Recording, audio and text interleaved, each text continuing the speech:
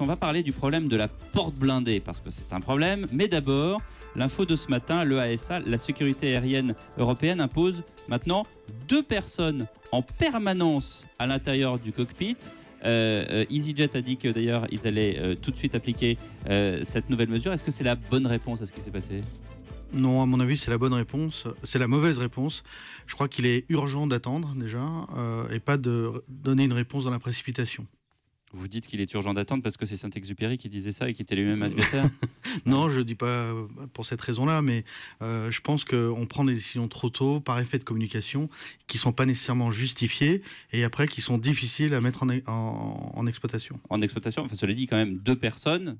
Là, en l'occurrence, on se dit logiquement que si le commandant de bord était resté, Mais c'est faux. Enfin oui, s'il avait été là, évidemment, ça ne serait pas passé. Mais si on met une tierce personne dans le cockpit, il suffit de la neutraliser et puis de continuer à faire ce qu'on veut. D'autre part, dans les très excessivement rares cas de suicide aérien qu'on connaît, il est arrivé qu'une autre personne soit dans le cockpit et qu'elle n'a pas pu empêcher le crash. Des questions au 3921, le standard d'Europe 1. C'est Jérôme qui nous appelle de Haute-Saône. Bonjour Jérôme. Bonjour. On vous écoute. Oui, moi je me posais des questions sur la troisième personne. Je pense, comme votre interlocuteur, qu'on va un peu vite au niveau des décisions.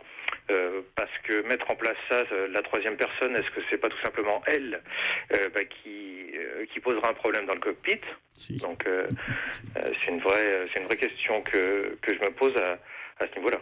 Pourquoi est-ce qu'elle poserait problème? Dites oui. Réflexion de bon sens, c'est-à-dire c'est comme si on mettait le loup dans la bergerie. Donc on résout pas le problème à partir d'un moment, si vous voulez, dans la société. Et là, c'est pas une question d'expert en aéronautique ou quoi que ce soit. Posons-nous des questions sur: doit-on ou peut-on faire confiance à autrui? On est obligé, si on veut vivre correctement dans une société, de faire confiance aux autres. Quand vous allez chez le médecin, vous ne demandez pas qu'un autre médecin soit présent. Quand vous êtes opéré, vous ne demandez pas qu'il y ait 2 chirurgiens, etc., etc. Quand vous êtes dans un autobus, vous ne dites pas: je voudrais qu'il y ait un autre chauffeur de bus au cas où le premier se mette à commettre des infractions. Donc une question de confiance, on ne peut pas toujours demander à un autre de surveiller le premier. C'est le premier point. Et le deuxième point, c'est que par moment, je sais que c'est difficile et je sais que je m'adresse à beaucoup de gens, mais on a un destin, on est obligé d'accepter quelque part le hasard de sa destinée. Malheureusement, il y a des gens qui ont moins de chance que d'autres.